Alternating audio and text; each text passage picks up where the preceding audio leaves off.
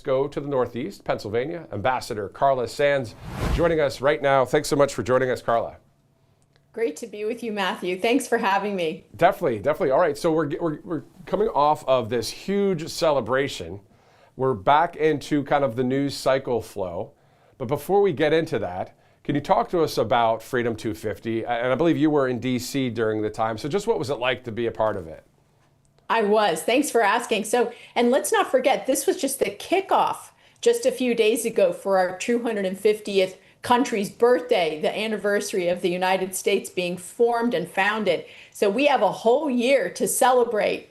And so if we think of it that way, this was just the first moment, and we can use red, white, and blue in our homes and decor and parties and really lean into the fact that our country has succeeded and been just a wonderful cradle for democracy and civilizational goodness and hope for the world. And so we want to have another 250 years so that our kids and grandkids to the 1000th generation can enjoy the wonderful blessings of America. But I was there. I was on the main stage, and I was honored to give a prayer for the audience, but also our nation.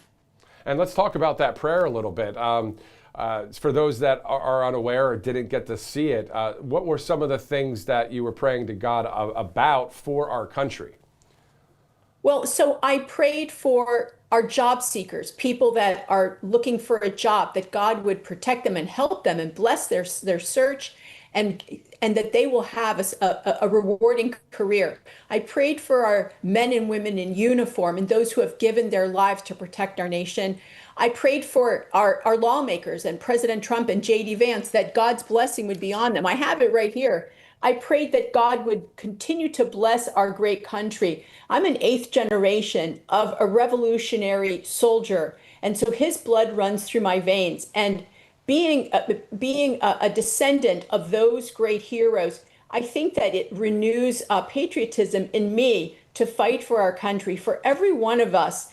And then who else did I pray for? Our nation's economy, and that our continued success as a nation, and that our land, our water, and our land, our water, and our air would be blessed, and even our efforts in outer space, because God made outer space.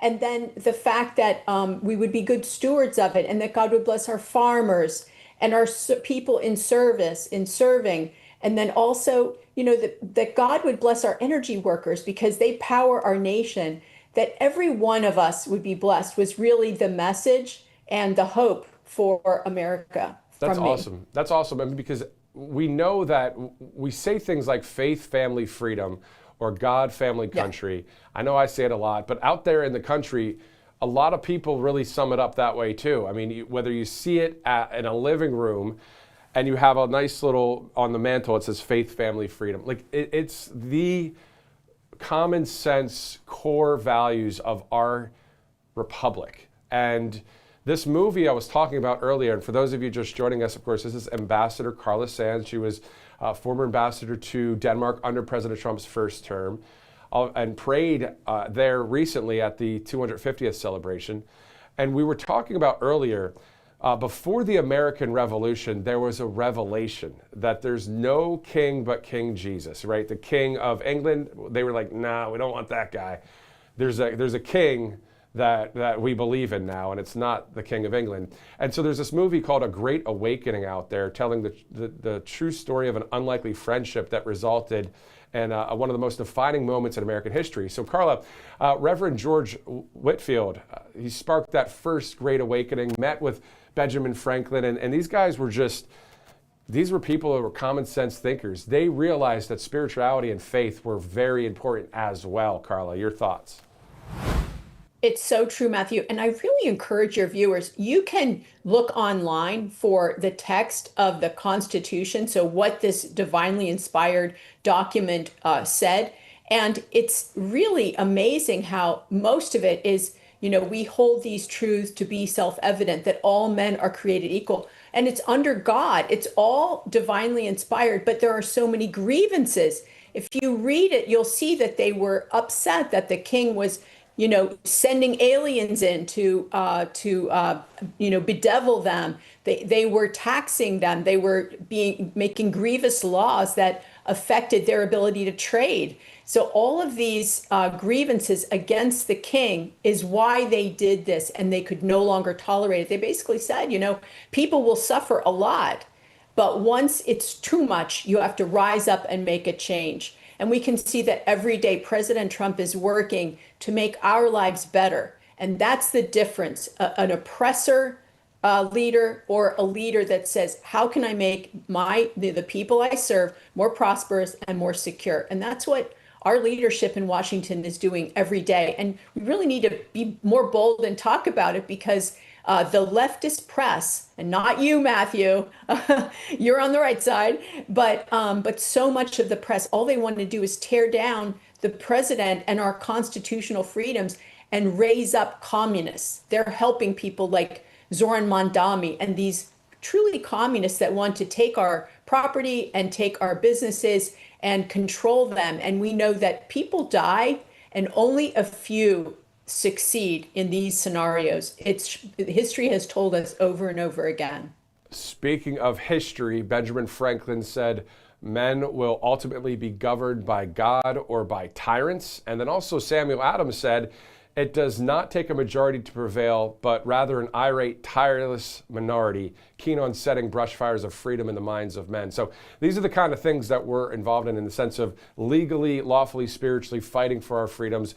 Carla, it sounds like we're going to be going to the White House any minute from now. Did you hear that President Trump is going to ring the opening bell of the New York Stock Exchange from the Oval Office? Your thoughts? Amazing. Yes, well, he is focused on getting our economy growing, because that's the number one driver for our security and for basically our happiness. Everyone wants to have a fulfilling career and make enough money that they can provide for their family, that they can enjoy the beautiful largesse of America. Let's not forget, most of us in our country have air conditioning. In Europe and throughout the rest of the world, most of the people don't.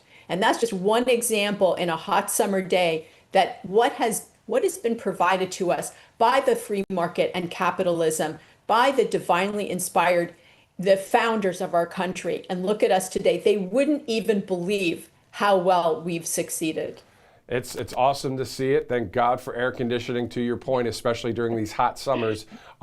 Before I let you go, as we get ready to go to the White House, we know that President Trump, after he rings the stock exchange bell from D.C. in New York, which is going to be interesting to watch, then he'll be launching the Trump accounts. Now, after that, of course, he'll take questions from the press. So just your thoughts overall with the Trump accounts, and then just the mainstream media. I'm sure they'll try and steer him in a certain way, but you can't steer President Trump with that stuff, can you? No, and let's just rejoice in these Trump accounts, because you don't have to just have a baby born during his term, which you get $1,000 seed money into that account.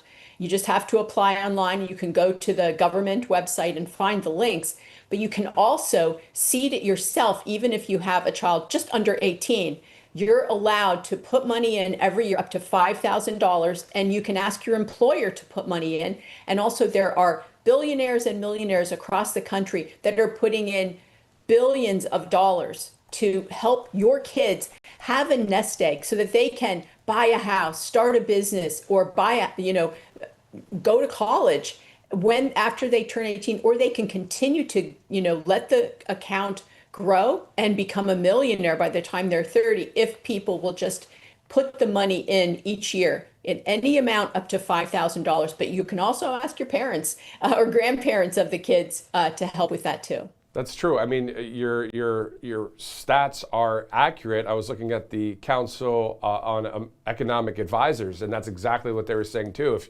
you put the money in, that money's going to be there when that kid is 18 and 28 and all of that. So, Carla Sands, thanks again for spending time with us. Glad you're back from D.C. We look forward to talking to you again. Great to talk to you, Matthew. Thank you. Thank you so much.